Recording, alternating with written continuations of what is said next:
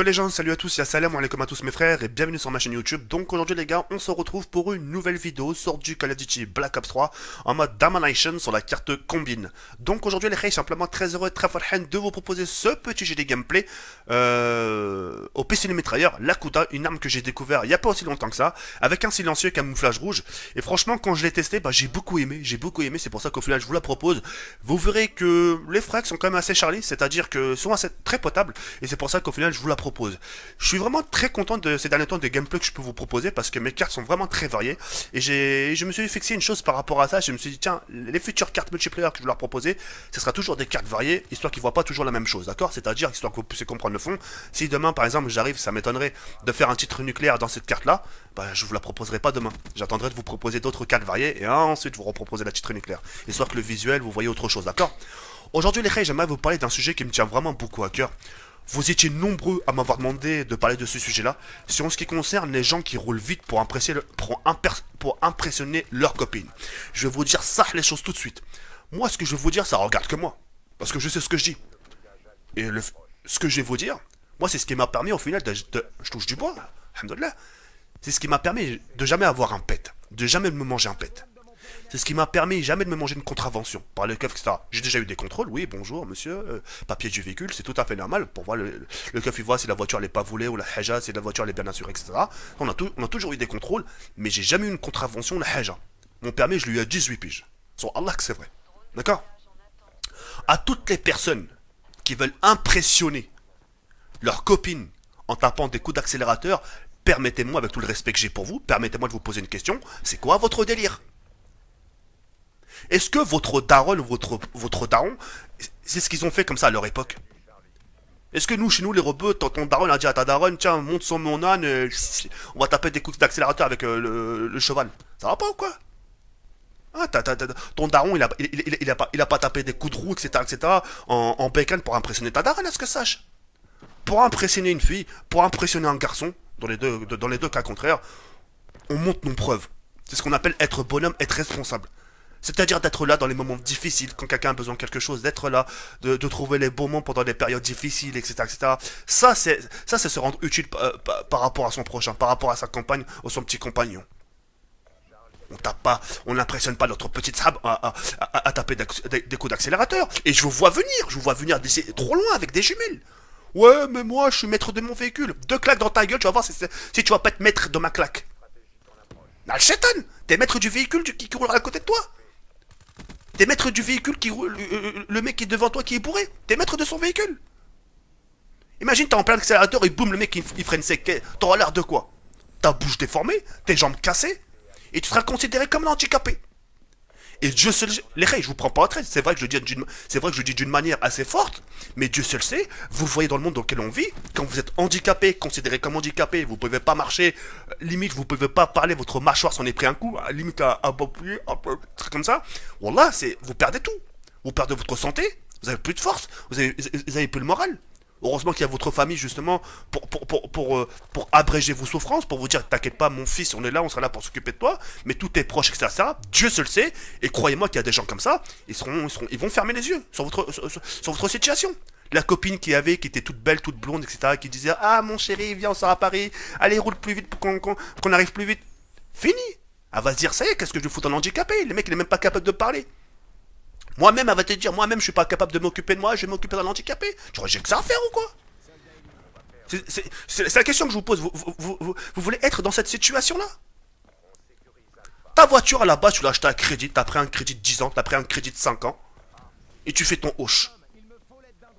Quand j'avais ma première voiture, wallah la adem, hein. Moi, il y a plein de meufs qui montaient dedans. Les amants me disaient, ouais, c'est ça ta voiture, baisse ta mère, je lui dis, qu'est-ce que tu parles? Moi, ma voiture, c'est fait pour aller travailler, pour aller faire mes petites courses, alhamdoulilah, tout va bien. T'as cru ma voiture, c'est une voiture de course ou quoi? T'as cru qu'on était dans une piste de Formule 1 ou quoi? Ah, chétan. Et c'est comme ça que les gens perdent leur vie. C'est comme ça que vous mettez votre vie en danger. Vous mettez votre vie en danger et celle des autres. Et c'est une fois qu'il vous arrive un accident, ah, il est handicapé, c'est maintenant, tu vois. C'est maintenant que tu vas te dire au plus profond de toi sur un fauteuil, ah, vas-y, j'ai rendu ouf mes parents maintenant. Badar n'arrête pas de pleurer, en cachette, etc. Mais Sahab, limite, il se fout pas de ma gueule. Wallah, ça peut aller très très vite un accident, wallah. Et enlevez-vous ça de la tête, là, ouais, je suis maître de mon véhicule. Vous êtes maître de rien du tout. Ça, c'est tout ça, c'est dans les films, c'est du baratin. Quand vous serez confronté à la réalité, vous allez voir. Vous allez voir c'est quoi la vraie douleur. Arrêtez de faire les shows. Arrêtez, on sait tous conduire. Mais on sait jamais ce qui peut se passer, Roya. Il suffit qu'un mec, un taré, lui aussi, il vient, son patron il l'a viré, tiens, je vais foutre ma vie en l'air, boum, ça y est, ça, il te pousse en voiture. Qu'est-ce que tu fais, Roya? Tu t'es cru là, tu t'es cru dans des films, tu t'es cru dans Matrix, tu crois que tu vas pencher ta main comme ça et arrêter la voiture. Tu peux pas, Ray. Tout ça, c'est dans les fictions, c'est dans les films. Là, c'est la réalité, Ray. Ouvrez vos yeux, bordel. Ta voiture, ta turvoie, tu l'achètes à crédit, Ray. Si tu veux impressionner les gens, impressionne tes gens par tes faits et gestes.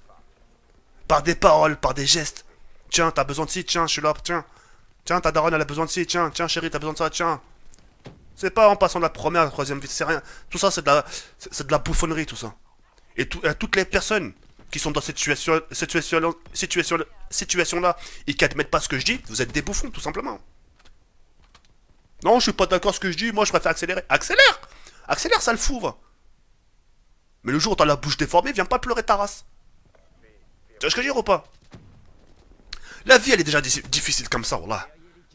Voilà, rien qu'aujourd'hui, tu peux pas sortir en sécurité, Roya. Avec tout ce qui se passe. Et en plus de ça, tu vas taper des coups d'accélérateur, tu vas... Tiens, regarde, je roule vite, regarde, moi aussi, je sais conduire. Ah, on sait que t'as le permis, hamdoulilah, t'as le permis, dis-toi que t'as le permis, hamdoulilah, c'est pas le cas de tout le monde, dis-toi que t'as le permis, dis-toi que t'as une petite voiture.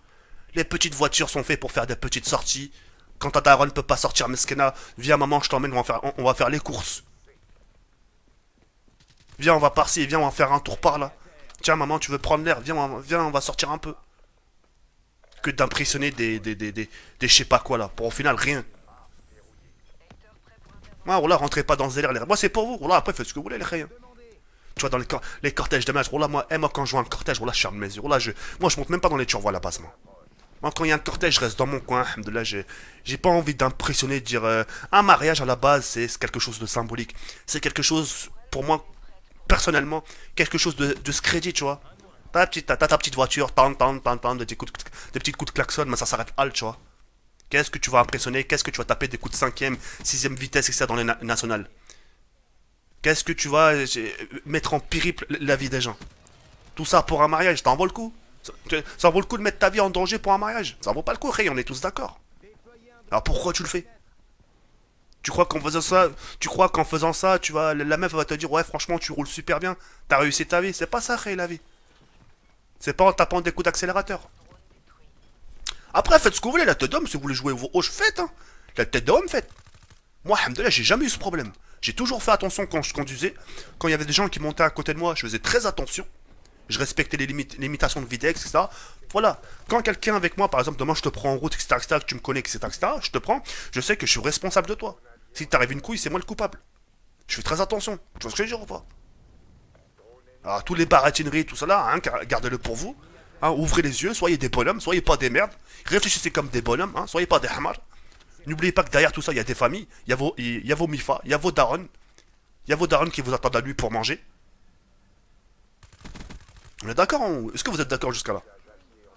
Alors à toutes les personnes qui sont dans cette situation-là, les armes impressionnées, et je ne sais quoi, là, que ta turvoie, tu l'achètes à cred.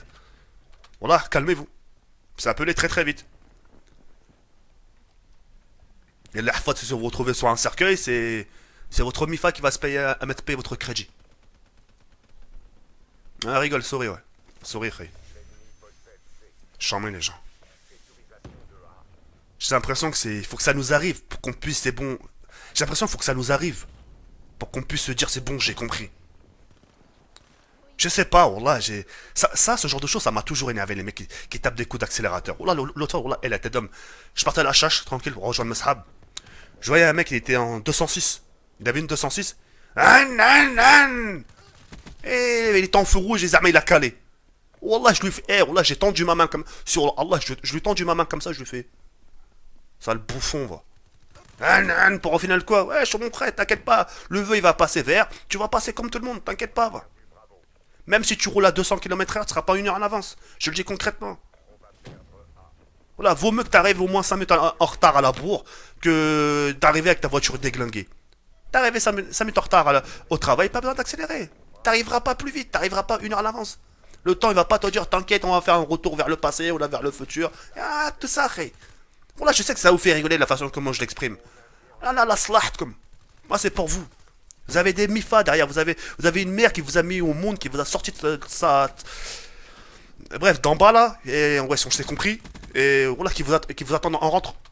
Faites pas les belles faites pas les ouf. On est d'accord ou là c'est bon?